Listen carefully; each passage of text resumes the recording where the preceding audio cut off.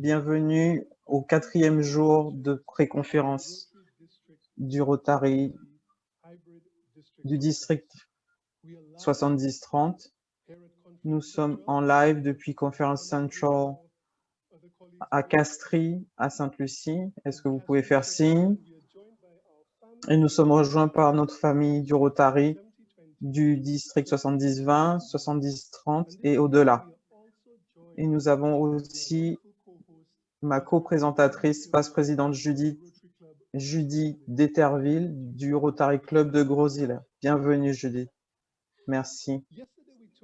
Hier, nous avons parlé du sujet de l'effectif et la participation parce qu'il y a beaucoup de clubs qui ont du mal avec ce sujet. Le Covid nous a appris que nous devons nous habituer au format hybride avec des participants qui sont en présentiel et d'autres qui participent de loin.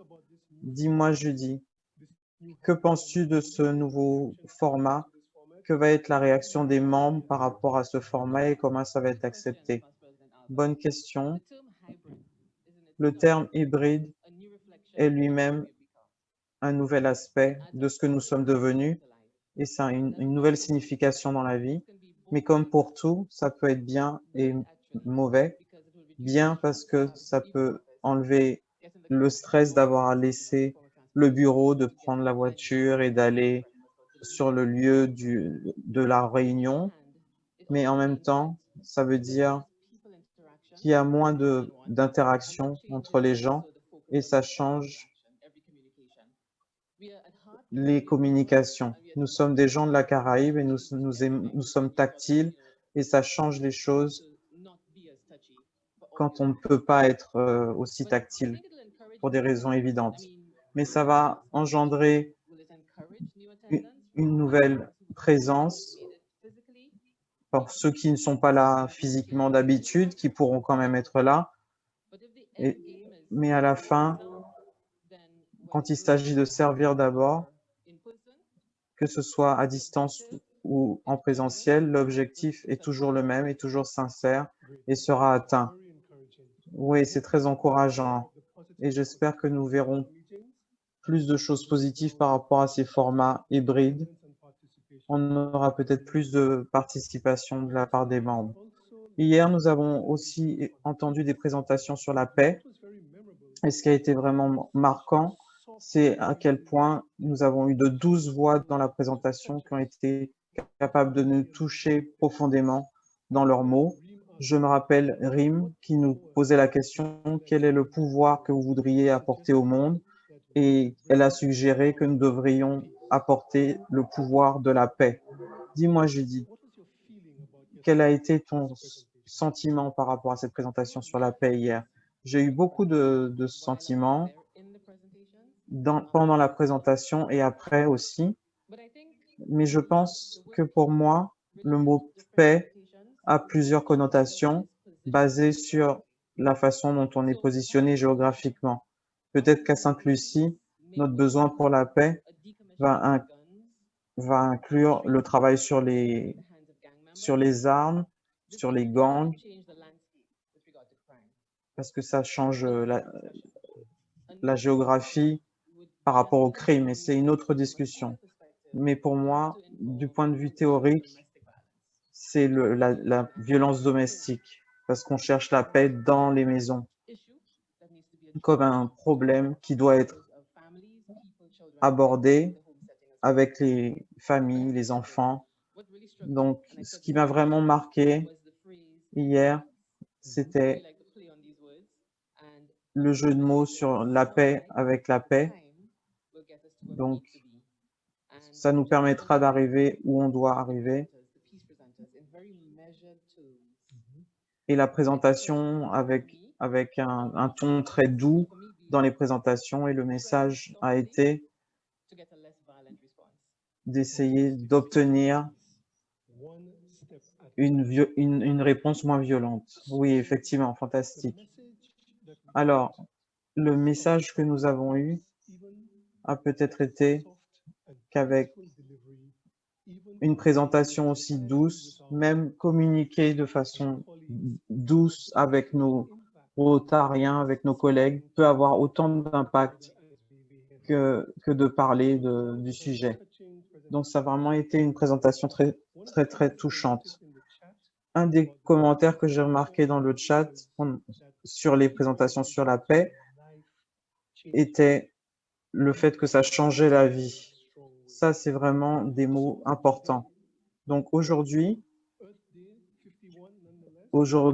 jour de la Terre 2021, nous allons nous concentrer sur l'environnement et parler d'initiatives qui ont lieu pour protéger la planète et l'environnement et avoir quelques idées pour des actions dans le Rotary à prendre en charge pour le futur. Avant de commencer ça, j'avais promis lundi que je vous donnerai quelques informations à propos de l'application que je vous avais demandé de télécharger. Et je peux dire que cette bonne nouvelle, c'est qu'on est complètement prêt à donner des prix à ceux qui ont utilisé l'application. Alors, vous devez d'abord la télécharger. Quand vous voyez le guide des événements, vérifiez le programme, regardez les activités, le fil d'activité. Quand vous mettez à jour votre profil, quand vous mettez vos sessions, tout cela vous donne des points et le plus vous en faites, plus vous obtenez des points. Et samedi, on annoncera le nom d'un gagnant pour un téléphone portable et une personne qui aura l'argent pour la conférence à Barbade l'année prochaine. Donc, si vous avez utilisé l'application qui est sponsorisée par Flow et que vous avez été actif, vous avez quelque chose que vous allez avoir samedi. Donc, je suis ravi de passer la parole à Matt Render, notre responsable d'environnement au niveau du district. À ton tour, Matt. Merci, Vice-présidente Albert. Bonsoir à tous. Bonsoir, mesdames et messieurs, et bonne journée de la Terre. Donc, j'ai l'opportunité de vous parler ce soir et entouré d'une équipe très passionnée par rapport à l'environnement.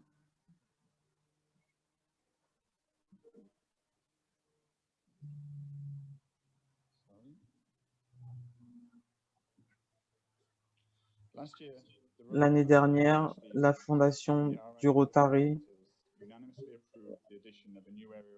a accepté un nouvel axe stratégique sur l'environnement. Le problème de l'environnement n'est pas seulement imminent, mais ça menace nos communautés. À la fin de ce siècle, nous allons avoir la montée des eaux et ça va mettre en danger nos territoires dans la Caraïbe.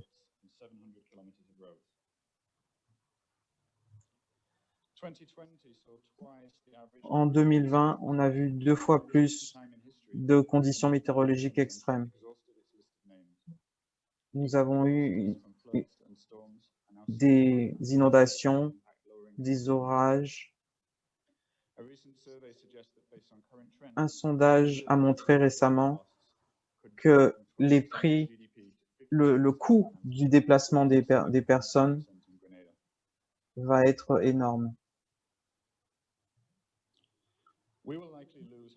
Nous allons perdre la plupart des espèces vivantes dans les 30 années à venir. Ça a déjà baissé de 50% avec l'augmentation de la température de l'eau. Et les tortues, leur population est en train de s'éteindre. Les mangroves qui gardent leur habitat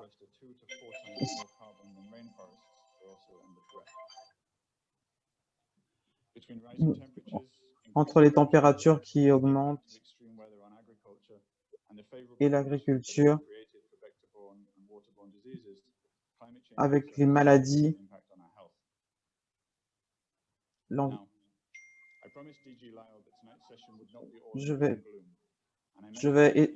J'ai promis à DJ Lyle de ne pas vous mettre le moral à zéro, mais qu'on va essayer de changer les vies. Dans l'heure et demie qui va arriver, nous allons toucher un certain nombre de sujets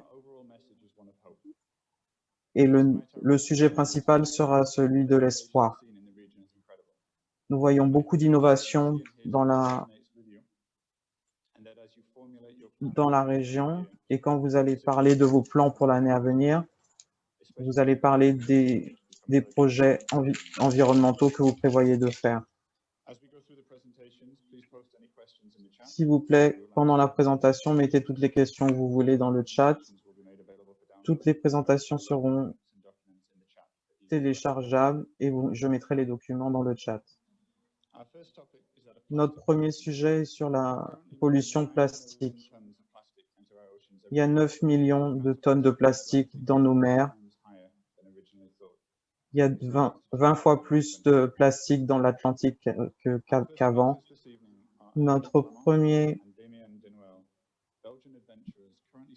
premiers présentateurs se sont documentés sur le plastique dans l'océan. Ils ont collecté des exemples et je suis ravi de présenter Patrick qui vient de Belgique. Tous les clubs Rotary, y compris celui de Fort-de-France-Sud, nous a donné de l'aide. Donc, je vous présente Aline et Damien qui vont nous parler en français. Bonjour à tous. On est ravis d'être là ce soir avec vous.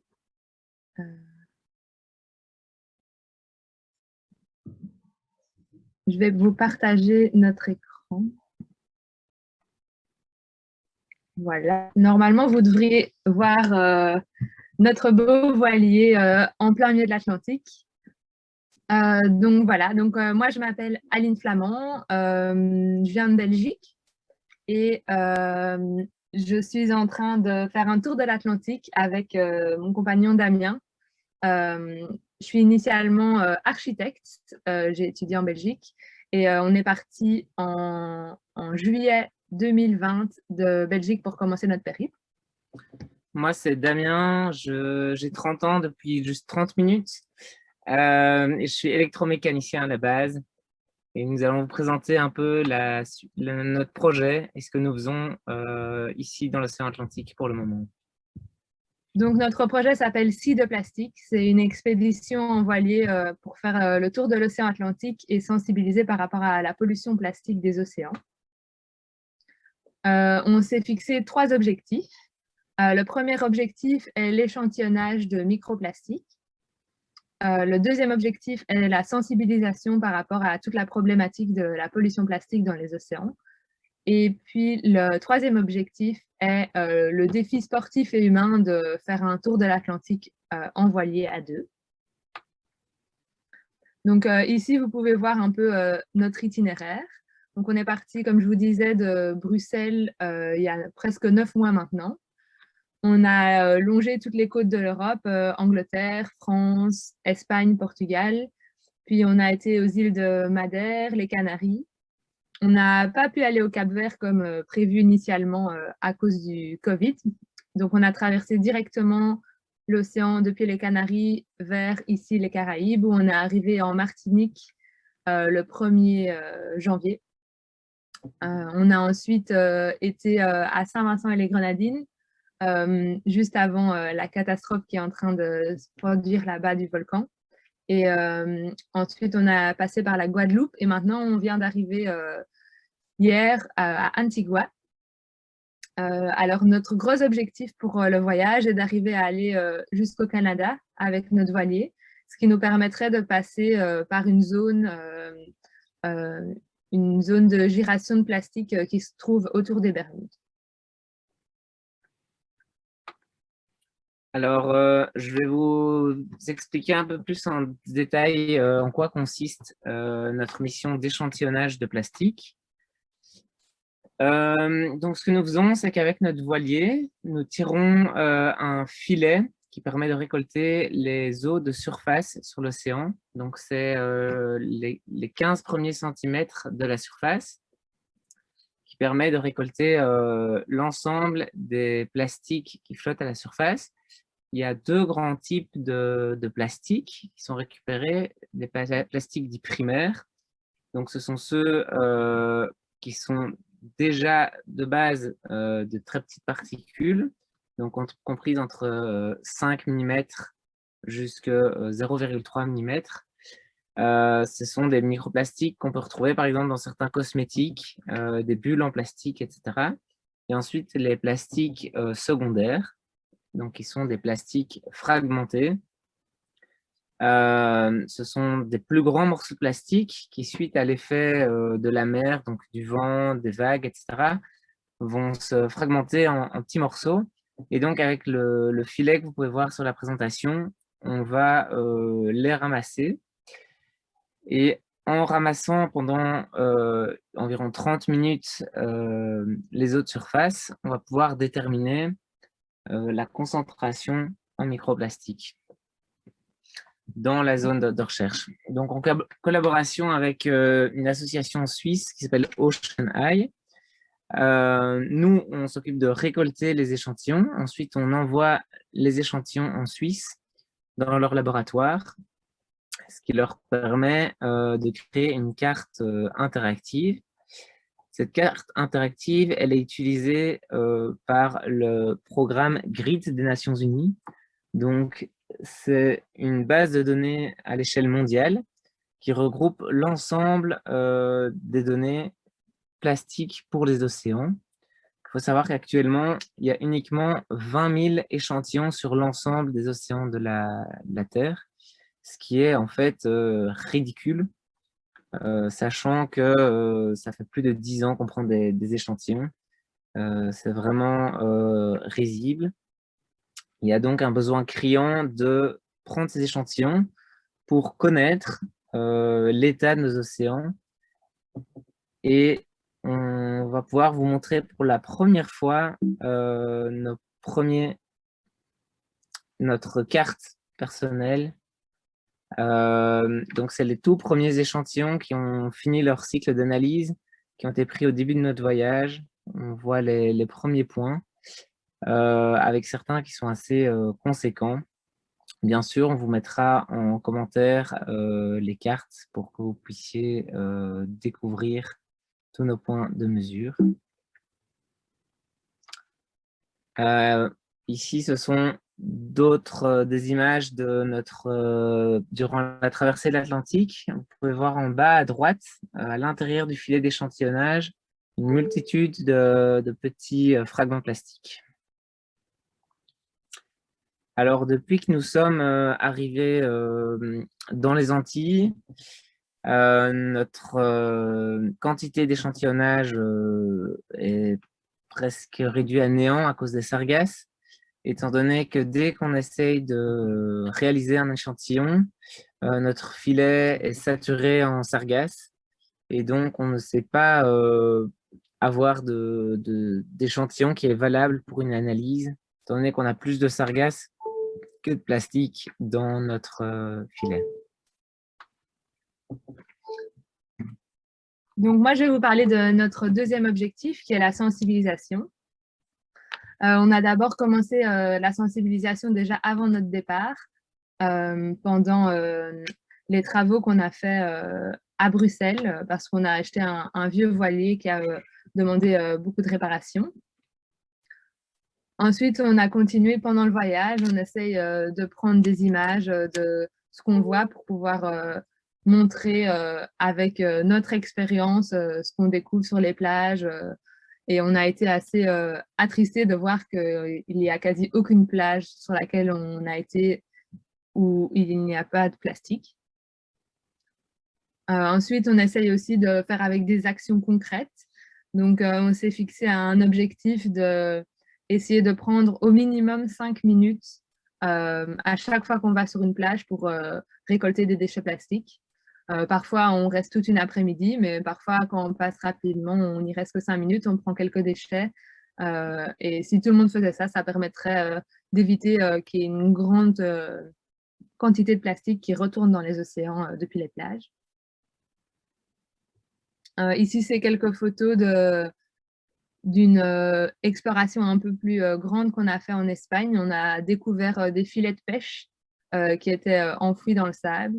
Et donc, on a invité les enfants qui étaient dans les bateaux d'à côté pour qu'ils viennent nous aider et déterrer. On a déterré 11 casiers en plastique et en filet qui étaient ensevelis sous le sable. On en a reconstruit un pour pouvoir l'utiliser et puis le reste, on a jeté à la poubelle. Et on réalise quand même qu'il y a beaucoup de déchets liés à la pêche dans les océans.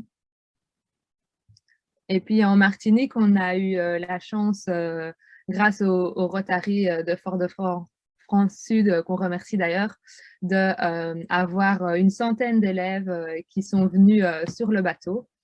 Donc on est d'abord allé dans leur classe, leur présenter notre projet et la problématique par rapport au plastique. Et ensuite, ils sont venus voir le bateau et comprendre concrètement comment ça marchait de prendre un échantillon, comment ça marchait de vivre en autonomie sur un voilier, de sauvegarder ses énergies, etc. Et enfin, notre troisième challenge, qui n'est pas des moindres, c'est le défi en fait, de réaliser uniquement à deux ce tour de l'Atlantique dans un bateau qui fait à peine 10 mètres et de braver les conditions en mer et aussi de garder un bateau en état. Donc ici, vous pouvez voir en vitesse quelques photos du travail qui a été réalisé pour être à même de réaliser l'expédition. Donc il y a tout le bateau qui a été réparé de fond en comble. Et même depuis le départ, en fait, on continue à toujours devoir le garder en état, que ce soit le moteur, le gréement du bateau, etc. etc. Alors, on nous a en fait une grande traversée pour le moment qui était la traversée de l'Atlantique. Ici, d'ici un mois, on se prépare à faire une autre très grande traversée, de quitter Saint-Martin vers New York. Donc, c'est une traversée qui est assez engagée puisque la météo n'est pas toujours favorable dans cette zone, en tout cas entre les Bermudes et New York. Et c'est un fameux challenge de réussir déjà à naviguer en toute sécurité, mais aussi de réaliser les échantillonnages en haute mer. Et donc maintenant, on voudrait vous raconter un peu plus l'histoire du Rotary et de notre projet Sud Plastique. Donc ça a commencé à Bruxelles d'abord, où on a rencontré le club Rotary de Bruxelles Altitude qui nous a accueillis et qui a décidé de nous aider financièrement à pouvoir réaliser le projet. Ensuite, lors de notre départ à Newport, il y a un autre club Rotary, le club Rotary de Newport Westhook, qui est venu nous saluer des pontons et qui nous a également soutenus financièrement. Puis on a été accueillis très gentiment par deux clubs Rotary en Bretagne, le club Rotary de Douarnenez et de Concarneau, qui nous ont un peu aidés techniquement à réparer quelques trucs sur notre bateau, qui ont fait venir la presse pour faire connaître un peu plus notre projet et qui nous ont accueillis comme il se doit. Et puis au Portugal, on a aussi la chance d'être accueillis par le club de Porto et de Lisbonne, pour qui on avait fait des conférences plutôt à distance comme maintenant dû au Covid. Et puis à Madère, après la traversée de Lisbonne vers Madère, on a réalisé qu'on n'était pas assez autonome en électricité. Et là, on a eu l'aide du club Rotary de Ghent en Belgique, qui nous a aidé à financer en partie un hydrogénérateur. Donc, c'est comme une sorte d'éolienne sous-marine qui est dans l'eau en navigation et qui permet de produire de l'électricité. Et grâce à cet hydrogénérateur, on est autonome 100% en énergie renouvelable pendant les traversées parce qu'on a besoin d'électricité pour nos instruments, etc. Et maintenant, on ne doit plus allumer le moteur pour pouvoir recharger nos batteries, donc c'est un soulagement. Et puis, il y a le Club Rotary Fort-de-France-Sud qui nous a aidé à organiser toutes les visites des écoles, qui nous a accueillis lors de ces réunions et qui nous a surtout financé pour un nouvel enrouleur de génois. Le nôtre avait 25 ans et nous avait fait quelques frayeurs pendant la traversée de l'Atlantique. Et on ne se sentait plus trop en sécurité de l'utiliser pour la traversée vers le Canada. Donc, merci à vous. Je sais que vous êtes là quelque part. Alors, voici un peu tous les points. En fait, c'est un point par jour depuis notre départ que vous voyez sur cette carte. La carte est accessible sur notre site web. Donc là, on est à Antigua et après, on prévoit de monter vers le Canada par New York si on arrive à avoir tous les papiers administratifs pour rentrer aux États-Unis. Donc voilà, le périple, on a déjà fait un long chemin depuis la Belgique, mais il n'est pas encore fini et il y a encore plein d'aventures qui vont suivre. Et on espère vraiment pouvoir prendre beaucoup d'échantillons dans la traversée vers le Canada parce qu'on va traverser une gire de plastique. Et Ocean Eye, l'association pour laquelle on travaille, nous a vraiment demandé d'aller à cet endroit-là car ils n'ont pas d'autres voiliers bénévoles qui travaillent pour eux. Là, on voudrait juste terminer avec quelques faits sur le plastique qui nous ont un peu marqués. Donc, chaque nouveau sac en plastique est utilisé en moyenne pendant 20 minutes, mais met 450 ans à se décomposer. Il y a 94% des estomacs des oiseaux de la mer du Nord qui contiennent du plastique. Il y a seulement un quart des déchets plastiques présents dans les océans qui flottent à la surface et le reste envahit les fonds marins. Il y a 70% de l'oxygène que nous respirons qui est produit par les océans et pas par les forêts. 94% des espèces vivantes sur Terre ont leur maison dans l'océan. Et alors, on voudrait encore remercier tous les clubs Rotary qui nous soutiennent depuis le début. Ils ont une place bien présente sur notre nouveau site web et sur notre grand voile, comme vous avez pu le voir sur d'autres photos. Et un peu, voici tous nos autres sponsors, nos partenaires techniques. Et puis, il y a aussi eu 178 personnes qui nous ont aidés lors d'un crowdfunding avant le départ. Alors voilà, je ne sais pas si vous avez des questions un peu plus précises. Je vais voir dans la conversation.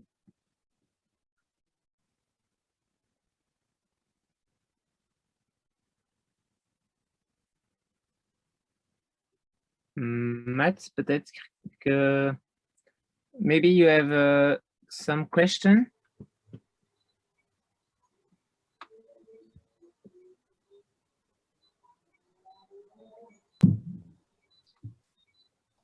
Matt? Yes. Oui, Thank you very much. merci beaucoup. Merci à vous deux d'avoir partagé votre expérience. Il y a effectivement des questions dans le chat. J'essaie d'y répondre.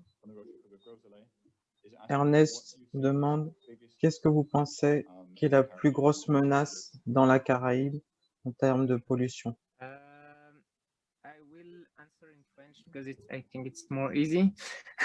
Je vais répondre en français. Du coup, par rapport à cette région spécifique qu'est les Caraïbes, qu'on a eu l'occasion de visiter lors de notre périple, on est vraiment fort inquiet par rapport au problème la problématique des sargasses. Parce que souvent sur les plages, on en voit quand même beaucoup, mais dès qu'on est en mer et qu'on passe d'une île à l'autre, on voit des tapis énormes. Et je ne suis pas spécialiste dans cette question, mais je pense que c'est vraiment au niveau de l'écosystème marin ici, je pense que c'est vraiment une grosse problématique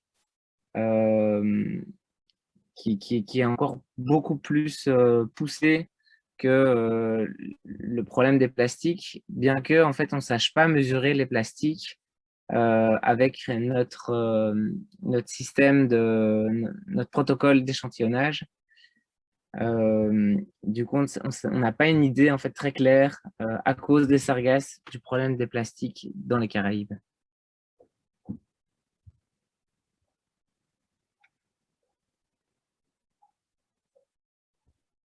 Okay. Thank you very D'accord. much. Merci beaucoup. In the interest of time, if I put the Par rapport au temps, je vais mettre les informations, les emails dans le chat. N'hésitez pas à envoyer les questions supplémentaires que vous auriez. On vous remercie tous les deux de nous avoir rejoints. Je pense qu'on pourrait en parler beaucoup plus longtemps, mais on a d'autres sujets. Mais merci encore et on vous souhaite le meilleur sur votre traversée.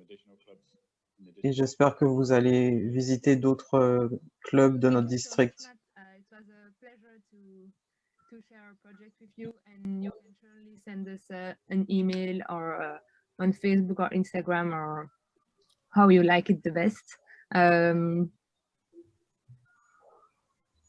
Thank you so much.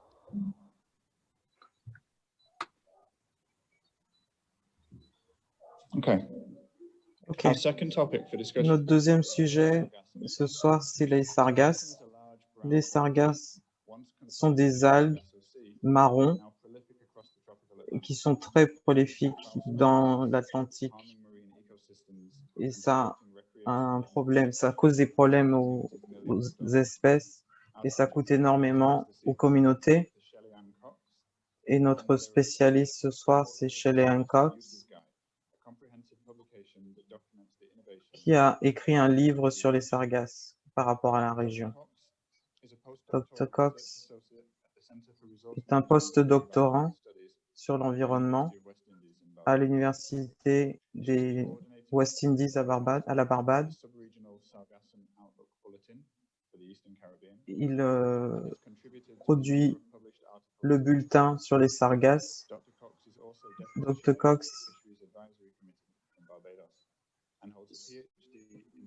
a un PhD en management de ressources et en biologie marine.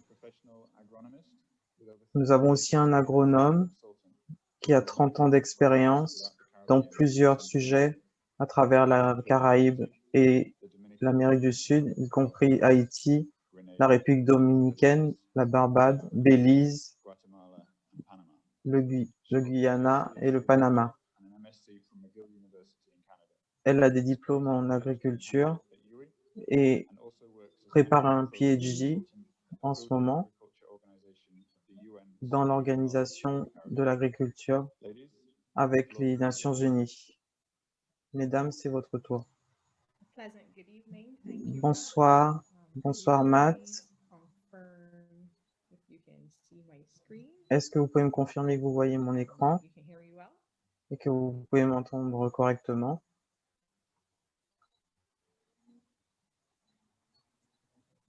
Yes, Shelley-Ann, go ahead. Oui, tu peux y aller. Merci. Donc, merci encore pour l'opportunité de présenter sur ce sujet important. Et ce soir, nous allons donner un petit recap sur les sargasses. Nous allons parler des activités et des recherches que nous faisons sur les sargasses, que nous coordonnons. Donc, je suis de la Barbade et je vais ensuite passer la parole à mon amie, à Anne, qui est aussi spécialiste sur les sargasses. Et on va parler des différents usages qu'on pourrait faire avec les sargasses. Ce soir, nous regardons les sargasses. Est-ce qu'on voit ça comme un danger ou une opportunité? Depuis 2011, les côtes des Caraïbes ont eu des arrivées assez massives de sargasses. Je veux vraiment insister sur le fait que les sargasses sont bénéfiques sont un bénéfice pour la mer, mais ça présente certains problèmes. Mais c'est quand nous avons ces flux de sargasses venant sur les plages, c'est là que ça devient un problème, ça affecte les gens. Donc ici, vous avez une image d'une plage à la Barbade, au sud-est de l'île. Peut-être que vous la connaissez. Ça, c'est 2018. C'était la pire année qu'on a eue par rapport aux sargasses. Et vous avez vu l'impact sur le tourisme que ça peut avoir. Non seulement ça abîme la plage, mais il y a aussi une odeur dans la décomposition. Donc, pour vous donner une idée générale, voilà la vision satellite des sargasses. Donc, ça nous permet de déterminer ce qui est les sargasses et ce qui n'est pas. Donc, vous voyez qu'il y a beaucoup de sargasses. Nos collègues à l'Université de Floride ont produit cette image. En juillet 2018, il y avait énormément de sargasses qui commençaient en Afrique jusqu'au golfe du Mexique.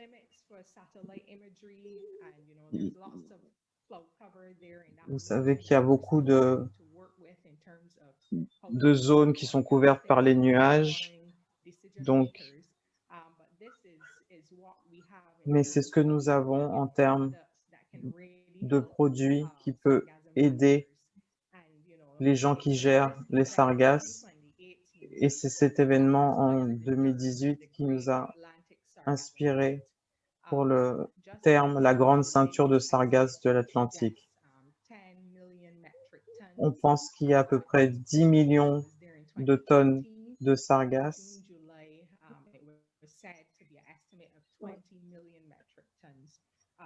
Donc 20 millions de tonnes dans l'Atlantique. Donc c'est vraiment un gros problème. Et comment est-ce que ça impacte les secteurs? Ce sont des impacts multisectoriels. Donc d'abord la pêche. Nous avons des dauphins qui sont jeunes, qui commencent à mourir.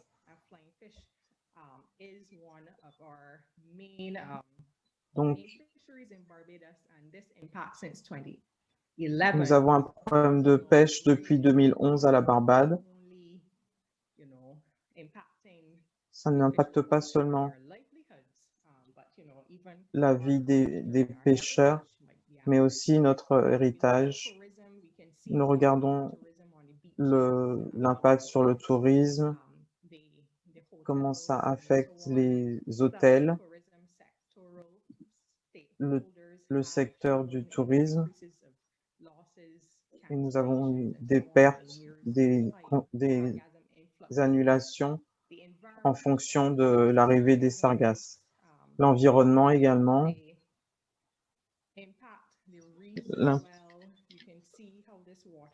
Vous voyez comme cette eau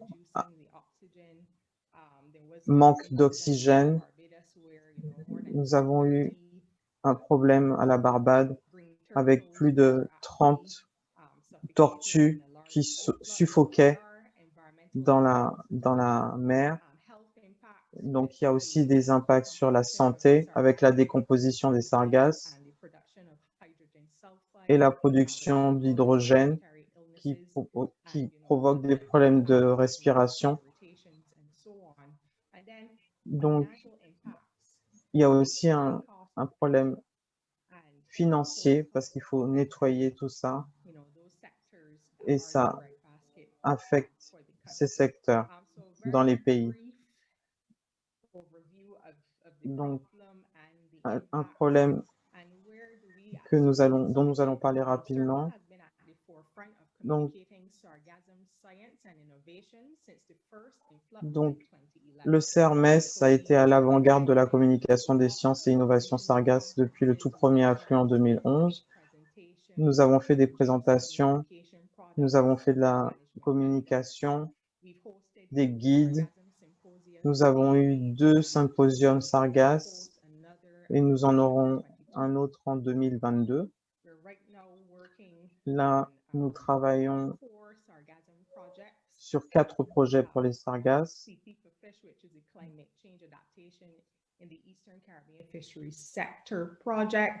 And that was a project that really funded the development of the Outlook Bulletin, which I'll show in the next slide. Je vais vous montrer dans la diapositive suivante. Donc, il y a plusieurs associations qui soutiennent nos projets.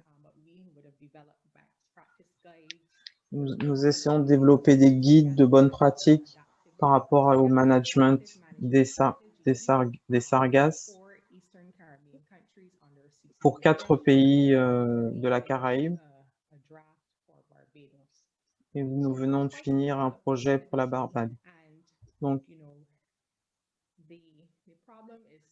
le problème est toujours très complexe et la science essaye de rattraper ce problème. On essaye de faire de notre mieux.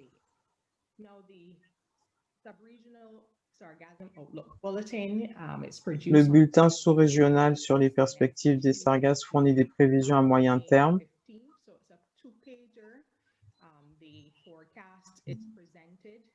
Vous avez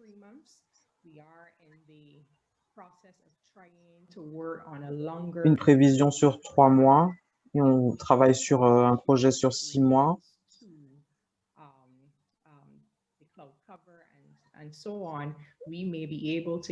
On va essayer d'avoir une prévision sur 1 an à peu près dans le futur.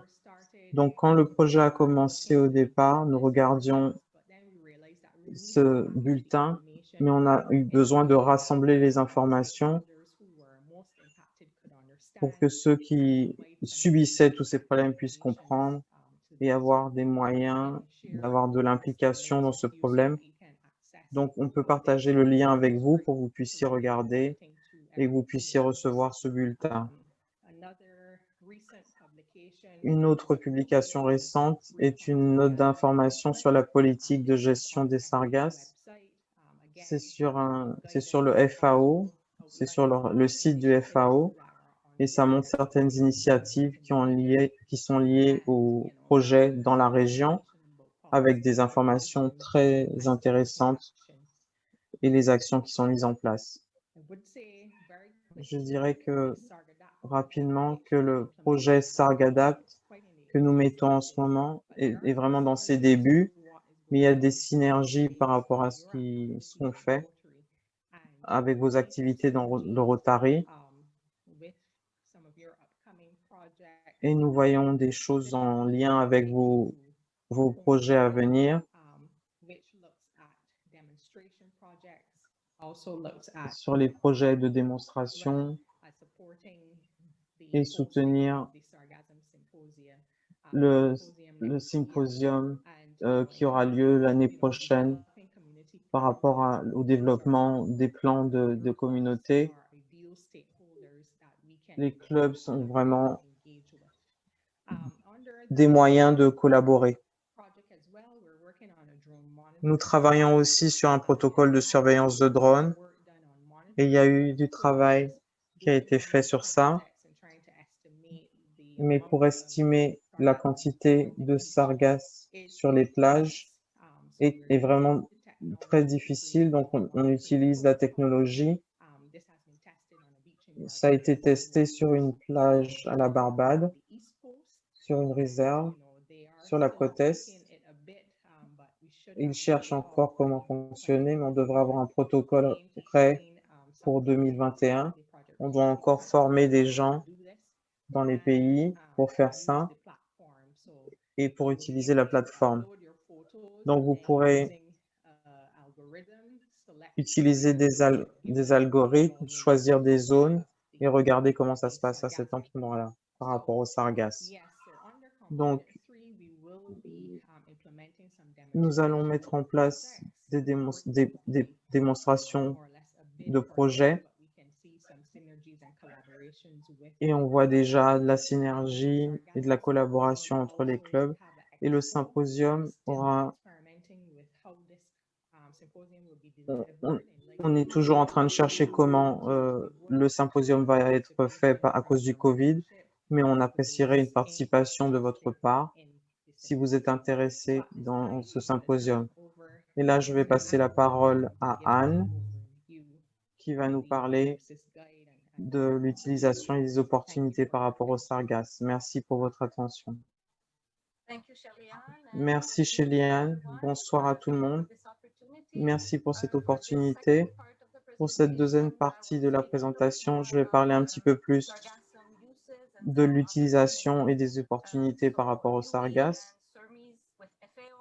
Donc, CERMES et FAO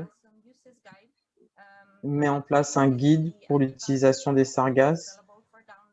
Donc, ça, c'est disponible sur notre site web.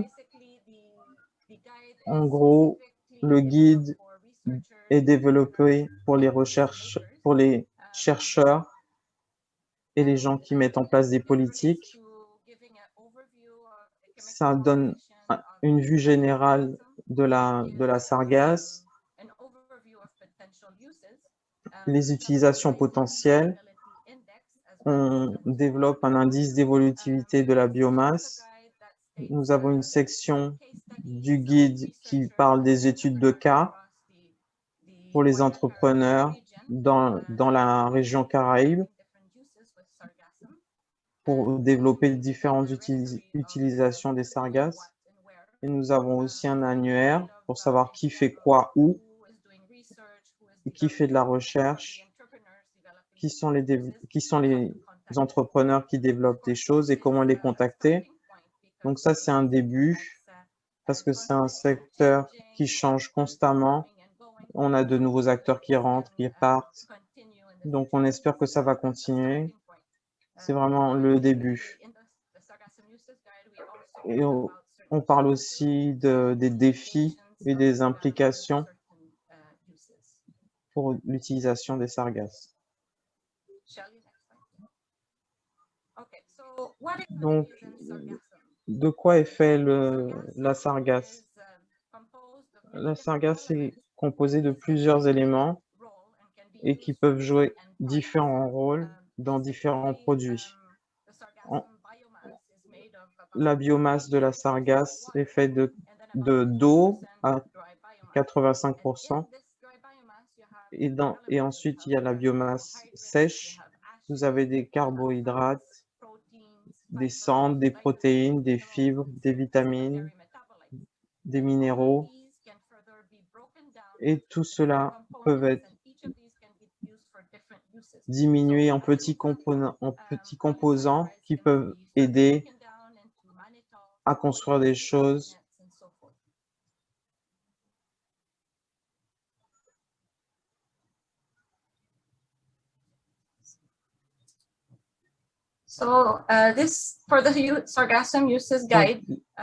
Dans ce guide sur les sargasses, on est sur 14 différents secteurs où on peut utiliser les sargasses, donc l'agriculture, le biocarburant, les lubrifiants, l'industrie électrochimique, la restauration environnementale, l'industrie alimentaire, les vêtements, les chaussures, le papier, les médecins, les médicaments, la construction.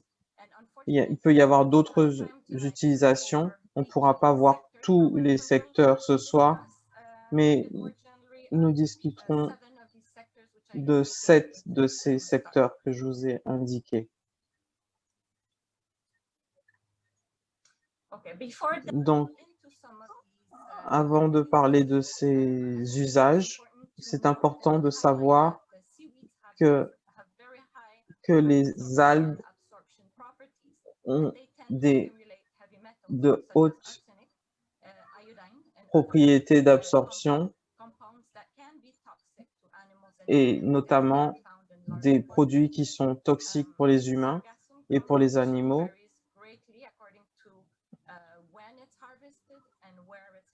Donc, ça dépend quand est-ce qu'on récupère les sargasses On doit encore tester un peu plus pour savoir ce qui se passe dans la région.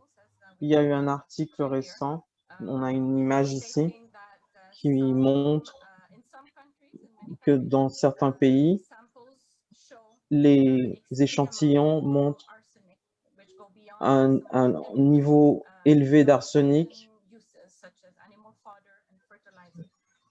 qui peuvent aider à développer des fertilisants. Donc, il y a plusieurs utilisations possibles, mais il y a besoin de plus de tests des sargasses pour apprendre un peu plus sur leur composition.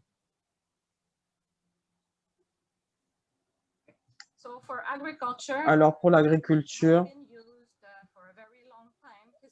les algues sont utilisées depuis longtemps dans la nourriture des animaux et ils permettent d'améliorer leur productivité, leur santé, leur tolérance au stress et leur système immunitaire.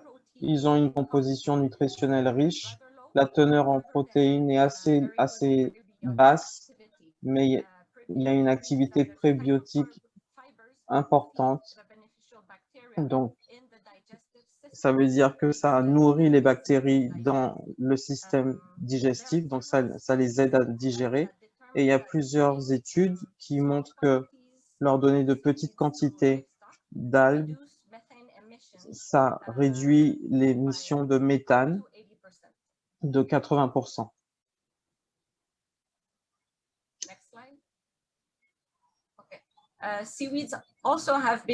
Les algues sont aussi utilisées historiquement pour la production agricole, par exemple pour le biochar, et ça améliore la capacité des nutriments.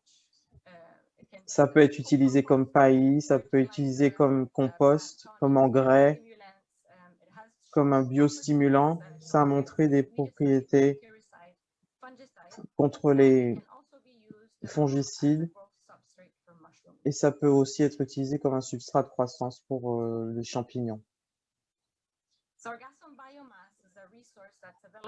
La biomasse est accessible pour peu d'argent et cette biomasse peut être utilisée pour le bioéthanol, pour les granulés bio, pour le biométhane. Et on se rend compte qu'on peut les utiliser aussi pour les métaboliques secondaires dans les produits pharmaceutiques. Donc, ça a été utilisé pour les stabilisants. Et il y a plusieurs applications possibles. Dans les médicaments, ils ont montré des propriétés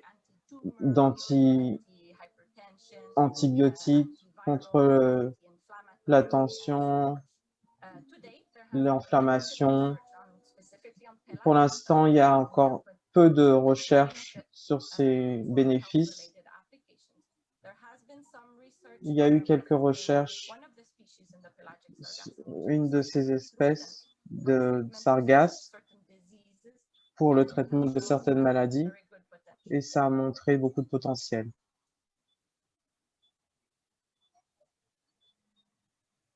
Je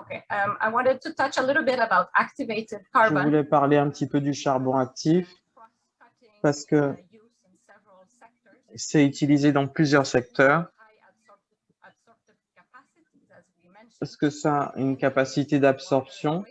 Ça peut être utilisé pour le traitement de l'eau et des eaux usées, pour la purification de l'air et du gaz, pour la bioremédiation de la pollution, pour faire des cosmétiques, pour la transformation alimentaire, pour le pharmaceutique et le médical, pour l'agriculture aussi, et aussi pour les batteries dans l'industrie. Là, c'est un exemple du marché sur le carbone qui est estimé à 8 milliards de dollars américains. Pour les produits en papier, on peut utiliser l'algue plutôt que le bois Donc, ça a beaucoup d'avantages parce que l'algue pousse beaucoup plus vite que les arbres. Et pour faire du papier, le processus est beaucoup plus compliqué et beaucoup de produits chimiques. Donc, utiliser les algues, on utilise moins d'énergie et moins de produits chimiques. Au Chili, ils ont développé du papier en algues et ils les ont mis à l'exportation et ils ont vu que ça protégeait les fruits lors de l'exportation. Là, on voit une jeune entrepreneuse qui a fait des petits carnets au Mexique en utilisant les sargasses. Elle peut faire des sacs. Il y a même des artistes au Curaçao qui utilisent les sargasses pour faire des peintures. Et en Martinique, ils essayent de faire des cercueils en sargasses.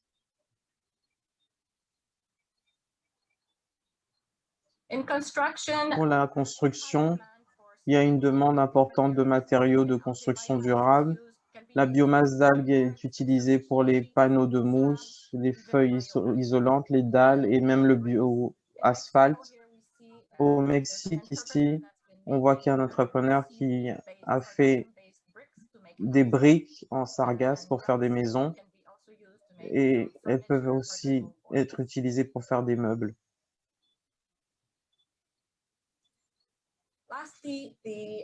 Enfin, les bioplastiques. Les bioplastiques sont faits par la biomasse. Ça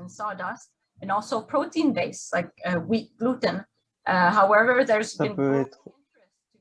Il y a eu un intérêt important sur les bioplastiques puisqu'ils ne sont pas en compétition avec la production alimentaire. Ils ont été utilisés pour faire des assiettes, par exemple, à usage unique.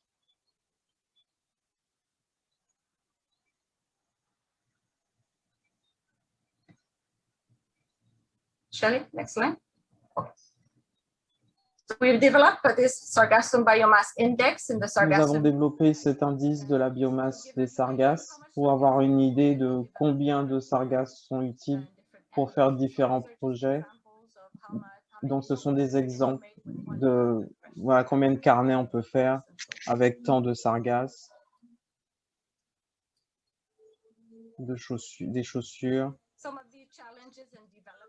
Certains défis par rapport au développement des utilisations de sargasses, c'est le fait qu'il y a une imprévisibilité et une incohérence de l'offre. On ne sait pas quand est-ce qu'ils apparaissent, ni en combien de quantité. On ne sait pas comment ils sont composés. Il y a aussi beaucoup de sel ou de sable dans les sargasses quand elles arrivent sur les plages. Donc, il peut y avoir aussi des polluants, des métaux lourds. La récolte et l'équipement est difficile à faire. Il y a aussi des problèmes liés à la santé à cause de l'émission de gaz. Le transport et le stockage est compliqué aussi. On a besoin d'un suivi, de régulation et de plan de gestion. Et nous avons besoin d'accès au financement de la recherche et du développement.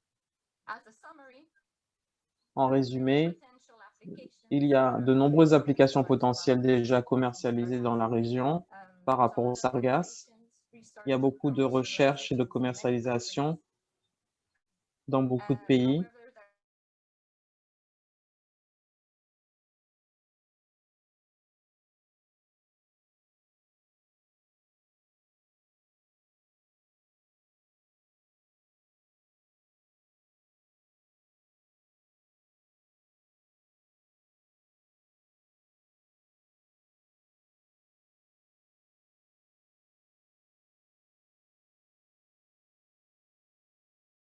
and a collaboration between Recycle, Rebuild and Rotary Clubs of Grenada and Portsmouth. Our next session starts with a look at the Antigua Sundown project as a success story for the district, and we will hear from past President Mario Bento. Mario is the Managing Director of Caribbean Water Treatment Limited, specializing in water and wastewater treatment services and servicing residential, commercial, industrial and utility customers in Antigua and the wider Eastern Caribbean for close to 30 years. Mario also serves as the chairman of the Antigua and Barbuda Waste Recycling Corporation. We will then turn to the recently launched Replast project, an initiative of Unite Caribbean, supported by the Republic of France, the government of St. Lucia, the OECS Commission, and stakeholders from the private sector and civil society, and will be joined by Shanta King, who is the project director. Mario, over to you. Thank you, Matt. Good evening, Rotarians and other speakers this evening. I'm happy to spend just a few minutes giving some background on the Antigua and Barbuda Waste Recycling Corporation, which is a project of the Rotary Club of Antigua Sundown. We've been at this for 15 years. It's sometimes hard to realize how we've been able to weather all the challenges and still be open and operational 15 years after. And this is obviously a big part of that is our project partners, the National Solid Waste Management Authority, the Environment Division, and the Antigua and Barbuda Investment Authority, as well as our funding agencies, which is the UNDP Small Grants Program, the British High Commission, and the Government of Japan. So the ABREC project started in January 2006 as a not-for-profit enterprise run by a board of stakeholders. The company operates a recycling processing a mis en place une installation de traitement de recyclage à Powers Wind Estate à Antigua, qui est près de l'aéroport. Les matériaux recyclables sont déposés par le public et collectés dans les écoles, les établissements commerciaux par la NSWMA. Le projet est financé par des subventions, la vente de matières recyclables et le soutien gouvernemental.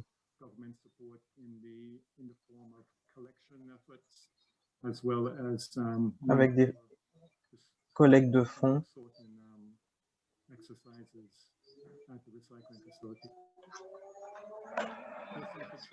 Voilà quelques images.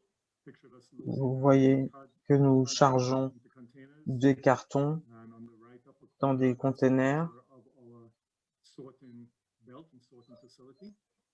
et nous avons des images de nos installations.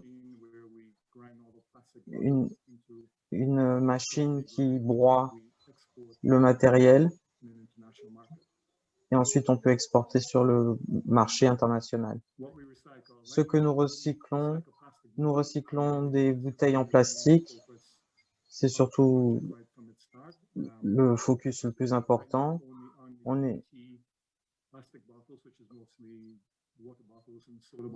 Donc surtout les bouteilles en plastique. On recycle aussi des canettes en aluminium, des boîtes en acier, des batteries au plomb, de l'acier, de la ferraille. On le faisait aussi avec le carton jusqu'en 2019.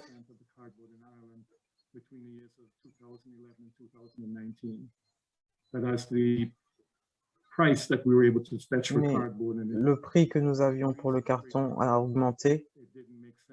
Donc on a dû arrêter de faire le recyclage du carton. Voilà quelques matériaux que nous arrivons à avoir et que nous mettons sur le marché international. On arrive à compacter les canettes en aluminium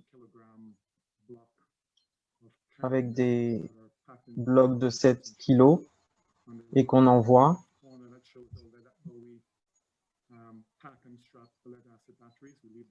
Vous voyez aussi les batteries que nous envoyons et à droite le carton.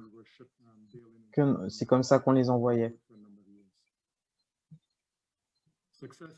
Alors, nos succès, dans les 15 années qui viennent de passer, nous avons collecté à peu près 3700 tonnes métriques de matière recyclable, juste sur Antigua. Nous avons réussi à obtenir 250 000 dollars américains en subvention. Pendant ce temps, la vente à l'exportation nous a rapporté 1 million de dollars américains, ce qui est assez significatif. Dès le début, nous sommes concentrés sur l'emploi de personnes défavorisées, des gens qui se remettent d'addiction à la drogue ou à l'alcool. Nous avons fait beaucoup de campagnes de sensibilisation et d'éducation auprès du public dans les écoles primaires et secondaires. Donc, beaucoup de campagnes d'éducation publique. Et on a vraiment mis le recyclage en avant à Antibes.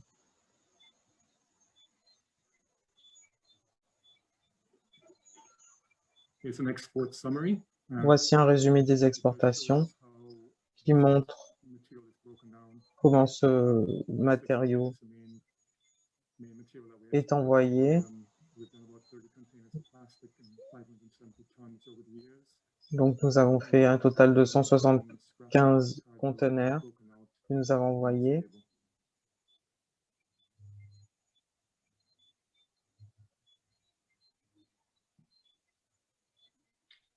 Voilà quelques images des choses que nous faisons dans les campagnes d'éducation. Nous faisons un programme de recyclage annuel avec les écoles qui collectent des bouteilles de plastique et ils les emmènent là sur nos locaux.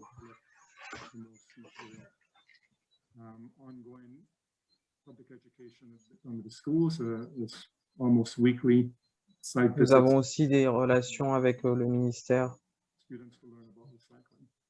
pour que les enfants apprennent des choses sur le recyclage. Nous avons notre manager qui était addict aux drogues et qui est sobre depuis 15 ans.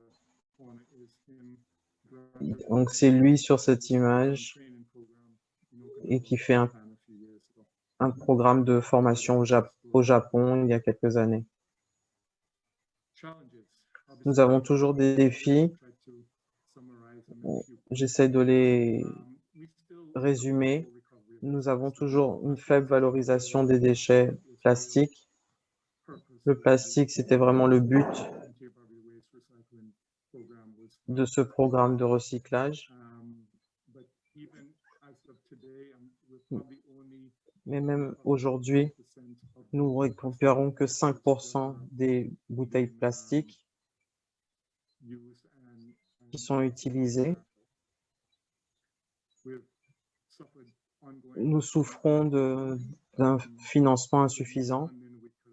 Avec plus de financement, on arriverait à faire plus de campagnes d'éducation et nous aurions été capables de recycler à un plus grand niveau. Il y a aussi une augmentation des frais de transport et de manutention ces dernières années.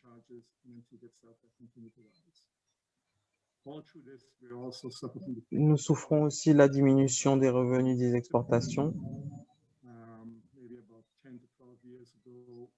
Il y a 10 ou 12 ans, nous avions 50 cents pour les matériaux. Et là, ce qu'on a fait ces derniers mois, c'est devenu 4 cents. Donc, il y a vraiment une augmentation des prix. Donc, on reçoit moins de revenus des exportations. Une autre chose qui est vraiment un gros problème dans les dernières années, c'était la difficulté à trouver des marchés d'exportation parce que la Chine a fermé ses frontières pour les produits de recyclage et ça a été vraiment un souci et nous a créé des difficultés, pas seulement à Antigua, mais dans toute la Caraïbe.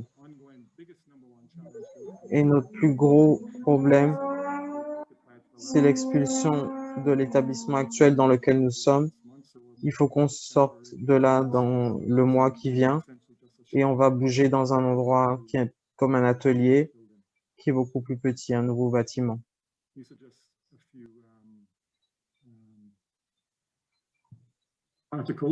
Voilà quelques articles en exemple. Quand la Chine a fermé son marché pour le recyclage des plastiques et ça a vraiment eu un gros impact sur notre programme. Alors la voie à suivre, nous avons été capables de faire des présentations au gouvernement récemment, ce mois-ci, et qui nous a fourni 3 acres de terrain et c'est pour notre projet qui est assez ambitieux. Et avant que ça devienne réel, ça va nous prendre quelques années. Le coût de ce projet est de 2 millions de dollars américains pour la construction et l'équipement. Donc c'est vraiment ambitieux en ce qui concerne les fonds. Nous essayons également d'élaborer et d'adopter une législation sur le dépôt des bouteilles. On en parle depuis plus de 15 ans, mais je suis ravi de dire que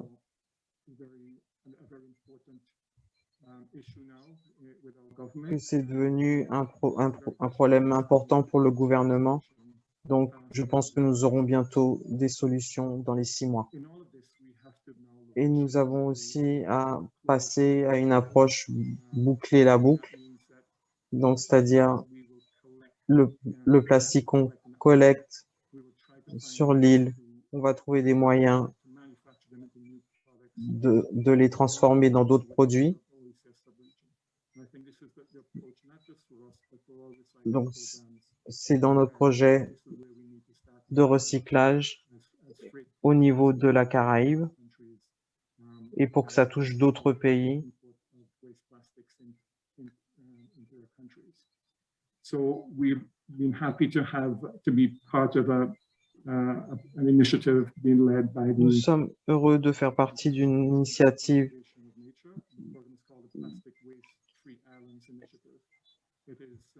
du programme qui comporte 8 pays différents qui sont en partenariat et Antigua en fait partie et un des bénéficiaires de ce programme. Voilà une image de la terre que le gouvernement nous a donnée pour construire ce nouveau lieu. Donc là, c'est entouré en blanc. Pour l'instant, c'est plein d'arbres, donc il y a beaucoup de travail à faire. Les 2 programmes qu'on développe en ce moment, l'un c'est le programme bouteille à bouteille.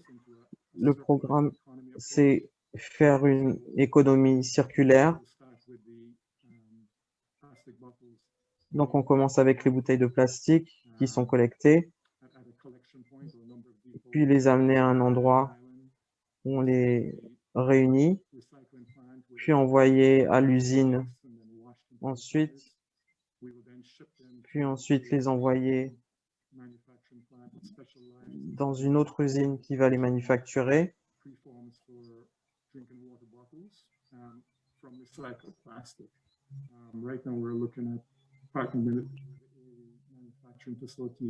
On cherche encore des endroits, par exemple au Mexique. Une fois que c'est transformé, ça va revenir à Antigua.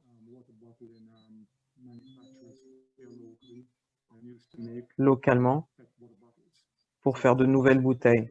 Donc c'est pour ça que nous sommes engagés dans ce programme. And one thing I should say too, by this approach, it also gives us a shore market for the PET regrind that we have to sell, and it also Donc, ça nous donne un marché pour pouvoir vendre les bouteilles buy a new et ça nous permet d'acheter, for the local water bottle market. ça nous a permis d'en acheter aussi. Product program, Il y a aussi le projet déchets aux produits. we separately collecting Donc, on va collecter séparément and polypropylene. Polypropylene is mostly the bottle caps in les bouchons des bouteilles water bottles and soda bottles. So these will be collected, et sorted, ce seront collectés, pelletized again, washed, and then used to lavés et utilisés dans les manufactures pour faire d'autres produits, des meubles, des souvenirs, et ça va être vendu sur le marché local. Voilà, merci beaucoup pour votre attention et s'il y a des questions, n'hésitez pas. Thank you, Mario. Merci beaucoup, Mario. Ce que je vais faire par rapport au temps, c'est que je vais demander la prochaine présentation à commencer et Mario répondra aux questions dans le chat. Merci. Shanta, over to you. Shanta, à ton tour. Merci.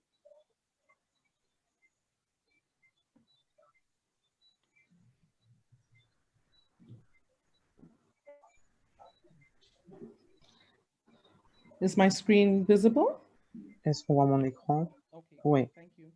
super, Okay, merci. thank you very much. Donc, merci beaucoup My name is à Shanta King. tous. Je m'appelle Shanta King. The Water and Sanitation Director of Unite Caribbean Limited. Unite Caribbean Limited is a French firm, consulting firm. Je fais partie d'une Guadeloupe and Saint Lucia. entreprise Currently, française qui est basée en Guadeloupe et à Sainte-Lucie et qui s'occupe du projet pilote de recyclage du plastique. Et je vais vous donner un peu plus d'informations sur ce projet. Mario a parlé des initiatives de recyclage à Antigua. Il y a des choses qui se recoupent dans nos deux projets et vous allez voir un peu les différences et une indication des autres initiatives que nous avons dans la région. Donc, Replast, je vais vous donner une idée du projet et puis mettre en avant certains points. Le projet a commencé à Sainte-Lucie. Donc, le premier pilote est à Sainte-Lucie et l'intention, c'est de s'expandre dans d'autres pays.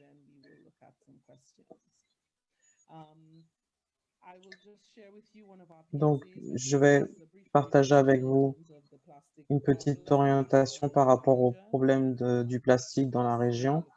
Donc, on va regarder ça pour quelques minutes.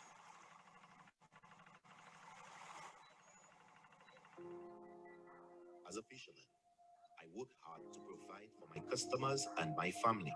Being able to feed them makes me happy. When I am out at sea, I see plastic waste floating in our waters, which can endanger our marine life. Our oceans are becoming polluted and our fishes are being harmed. The ocean has no place for plastics. So for our sake and the sake of our marine life, place your plastic waste in a recycle bin. Let us treat our environment right. Be a hero today. Reuse and recycle plastics. This message is brought to you by Replast OECS, implemented by Unite Caribbean and its partners.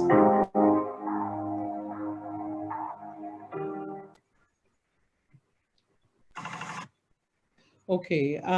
Donc, comme nous avons parlé de ça dans les présentations précédentes, le plastique, la gestion des plastiques est un vrai problème dans la région et récemment, la région a été identifiée comme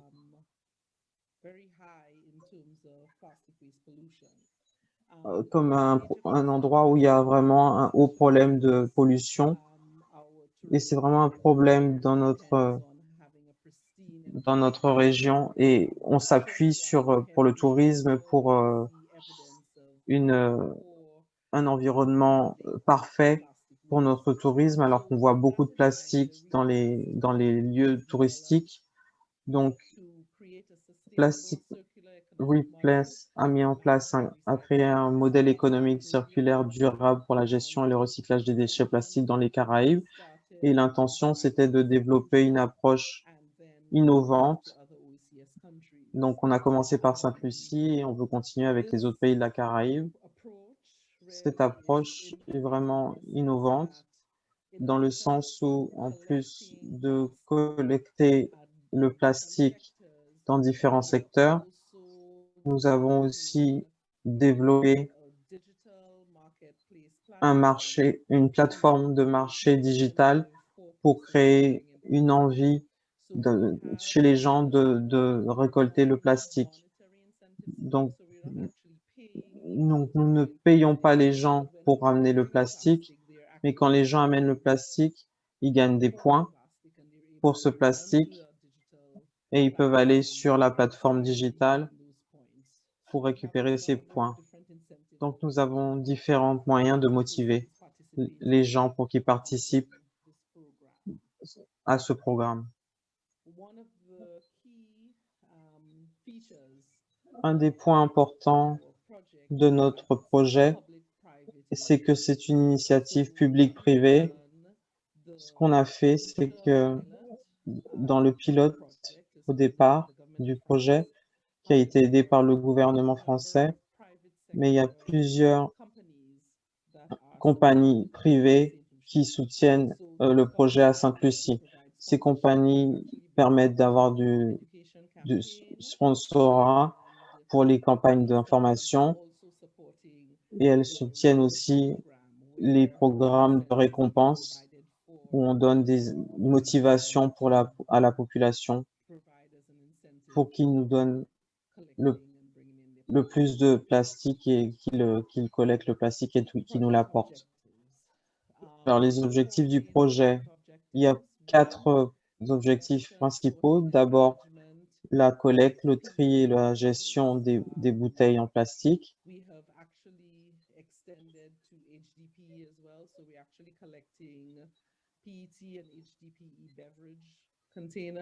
On collecte tous les contenants de boissons. Le deuxième objectif, c'est l'exportation de ces bouteilles qui ont été collectées. On travaille avec une usine de recyclage. Quand le projet a commencé, comme j'ai mentionné, c'est soutenu par la République française. L'intention était que la collection de plastique soit envoyée en Martinique. À l'époque, il y avait une usine de recyclage en Martinique. Donc, l'intention, c'était celle-là, de procurer le plastique et l'envoyer en Martinique. Mais dans ces derniers mois, l'usine a fermé en Martinique parce qu'elle ne pouvait plus fonctionner par rapport au volume qu'il recevait.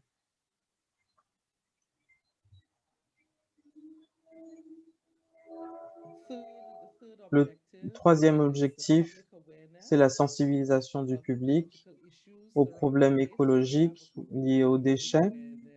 Donc, nous avons un programme complet de sensibilisation et c'est vraiment très important en ce qui concerne la prise de conscience du public à Sainte-Lucie à la gestion des déchets de plastique. Et le quatrième objectif, c'est la réplication de l'action pilote dans 2 autres territoires de la Caraïbe. Donc, avec ces objectifs, le projet est mis en place avec 2 composants. Donc, d'abord, le système de collecte et programme d'incitation. Donc, avec ça, nous essayons de développer la mise en œuvre d'un système de collecte communautaire, scolaire et hôtelier. Nous voulons que ce soit l'idée du pilote est qu'on puisse se développer dans d'autres entités. Et la deuxième partie de la composante 1, c'est le développement et la mise en œuvre d'un programme d'incitation et d'une plateforme numérique. Nous avons été capables de faire ça. Et j'irai tout à l'heure sur notre site pour que vous voyez l'illustration. La composante 2, c'est le développement du flux d'exportation, de la chaîne d'approvisionnement et du modèle économique. Donc, nous développons des modèles économiques. Nous avons mis en œuvre un programme de renforcement de capacité à Sainte-Lucie. Et dans nos tests, nous avons fait une expédition expérimentale à la nouvelle usine de recyclage avec laquelle on travaille. Au départ, c'était de travailler avec la Martinique, mais quand ce plan s'est arrêté, nous avons fait un bilan dans la région et nous avons sélectionné 2 autres usines qui sont au Honduras. Donc, nous avons envoyé deux expéditions expérimentales au Honduras et on travaille avec une des usines là-bas. Mais il y a 2 usines au Honduras avec lesquelles on voudrait travailler. Pour la composante 3, c'est la sensibilisation du public et la réplication du projet. Et la composante 4, c'est la gestion, le suivi et l'évaluation.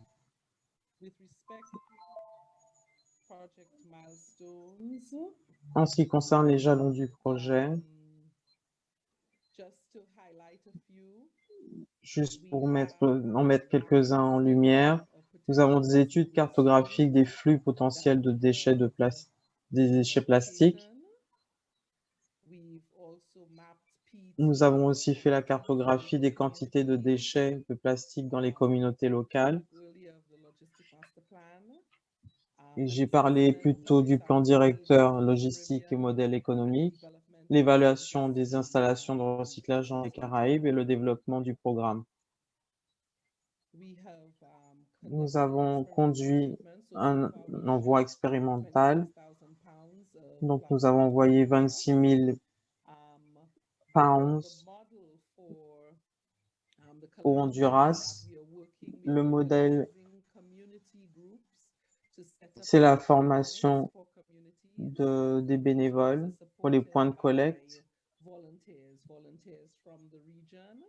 Donc, des bénévoles de la région. Nous avons formé un certain nombre de bénévoles pour les activités de collecte.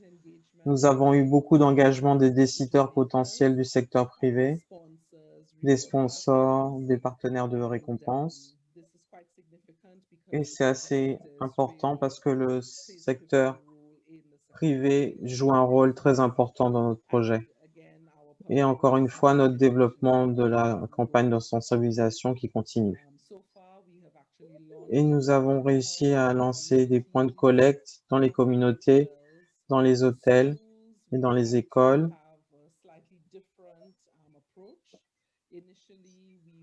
Au départ, nous voulions avoir des collectes dans les écoles, mais la plupart des écoles sont fermées et ont des cours virtuels. Donc, nous avons dû arrêter les collectes dans les écoles, mais nous continuons notre travail sur les campagnes de sensibilisation en virtuel. Ça, ce sont quelques photos de nos points de collecte dans la communauté. Les points de collecte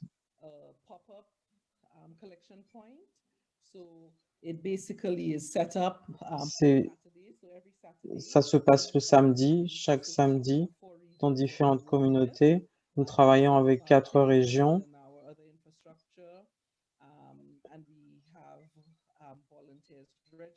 Nous avons des bénévoles qui nous aident. Les gens apportent leur plastique et on donne des points en fonction du poids du plastique qui est rapporté. Et ensuite, le plastique est trié et laissé pour les compagnies de recyclage. Une fois que c'est collecté, les compagnies de recyclage mettent en place l'envoi par bateau. Donc, ils compressent le plastique. Donc, c'est un peu différent de ce qu'a décrit Mario. Ils ont fait des petits matériaux, par exemple pour eux, alors que nous, on les comprime et on les envoie. Shanta, je te demande d'essayer de terminer un petit peu parce qu'on dépasse le temps. Oui, donc essentiellement, notre thème de la campagne de sensibilisation et d'éducation, c'est réutiliser le plastique, soit un héros. Donc, on a plusieurs panneaux publicitaires et des campagnes publicitaires.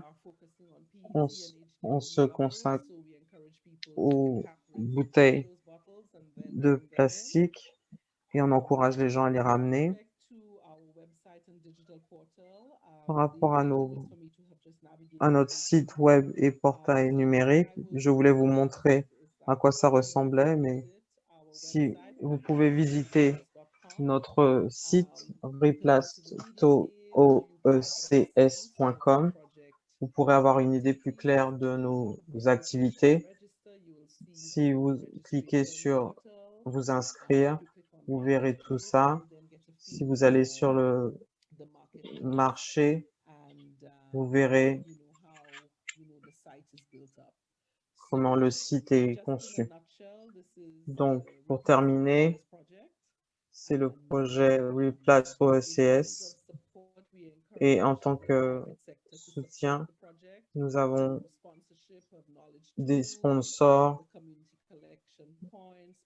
nous avons des écoles que nous sponsorisons aussi. Le projet est planifié sur plusieurs périodes.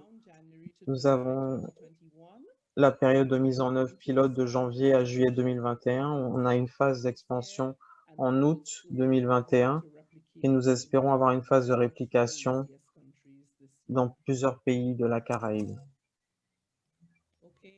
Donc, très rapidement, si vous avez des questions, je serai ravi de vous y répondre. Merci.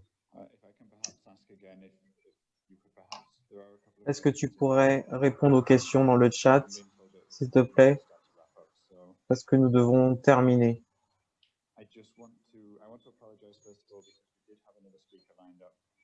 Je voudrais m'excuser parce que nous avions un autre intervenant de prévu, mais nous allons devoir la reprogrammer.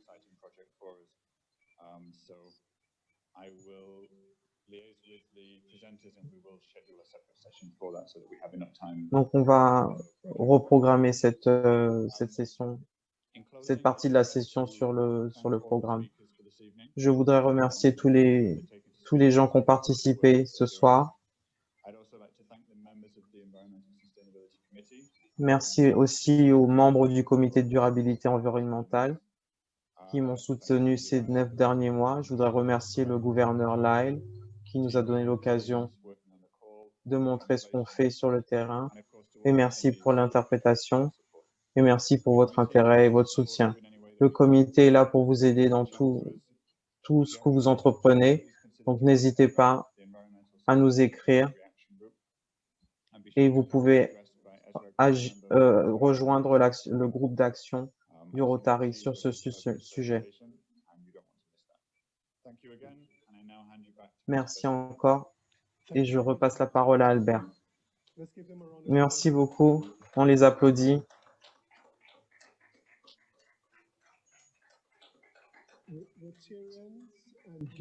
Chers Rotariens et invités, si vous avez des questions sur le fait que le Rotary a du travail à faire. Vous avez vu des choses. Il y a encore beaucoup d'opportunités pour les clubs Rotary, Rotaract, pour s'impliquer dans l'environnement.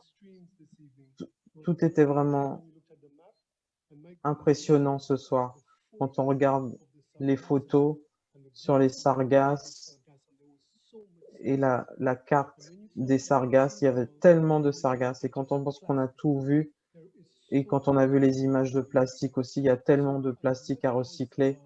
Donc, nous avons ces extrêmes. Nous avons aussi beaucoup d'opportunités dans le Rotary de faire du travail. Donc, on va reparler de ce groupe d'action. Je pense que nous avons eu des présentations formidables. Donc, c'était très informatif. Merci beaucoup pour tes présentateurs, Matt. On ne peut pas terminer sans remercier nos participants dans la Caraïbe. Et je vais dire quelques noms pour ce soir. Le Rotary Club de Trinidad et Tobago, le Rotary Club d'Antigua, celui de Garden City au Guyana, le Rotary Club de Paramaribo, celui de Georgetown, Guyana, le Rotary Club de Bruxelles, altitude, le Rotary Club de Spanish Town en Jamaïque, le Rotary Club de la Barbade. Je ne l'avais pas cité la dernière fois et je le dis ce soir. Le Rotary Club Agneau-Rivière-Goucher de France. J'ai pas fait de français à l'école. Le Rotary Club de Maraval, de South Fernando, de Montserrat, de Guadeloupe, du François, de Saint-Pierre, de Grenade, de Kourou en Guyane.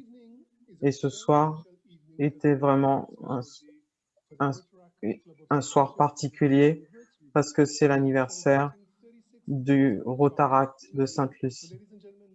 Ils fêtent leurs 36 ans de charte ce soir. Si vous vous souvenez, cette vision dont je vous avais parlé, de la vision de Sonia qui commençait la course avec un témoin dans sa main, nous pouvons dire que cette semaine, nous avons bien tenu le bâton, le témoin, et nous arrivons à la fin de nos 4 sessions de pré-conférence. Et ça a vraiment été une semaine formidable. On a entendu parler du Rotaract lundi et des services et des projets mardi, la paix hier et l'environnement aujourd'hui. Demain, ce sera la conférence de district. Certaines personnes vont respirer et d'autres vont être prêts pour le travail. Nous aurons le président Barry Racine des Bahamas demain et je suis sûr que vous ne voulez pas rater sa présentation et toutes les choses formidables que nous avons prévues pour vous. Donc on commence demain à 18 h. Téléchargez l'application, échangez sur l'application. On remercie notre sponsor, la Banque de Sainte-Lucie, et on remercie aussi Flo pour le sponsor et pour l'interprétariat. Et j'espère vous voir demain pour la conférence de notre district 70-30. Et là, on va mettre la caméra sur notre conférence centrale où on avait le Rotary Club de Gros-Islet, de Sainte-Lucie Sunset. Et nous espérons que nos participants en ligne, bon voyage dans le texte et on vous verra tous demain. Merci.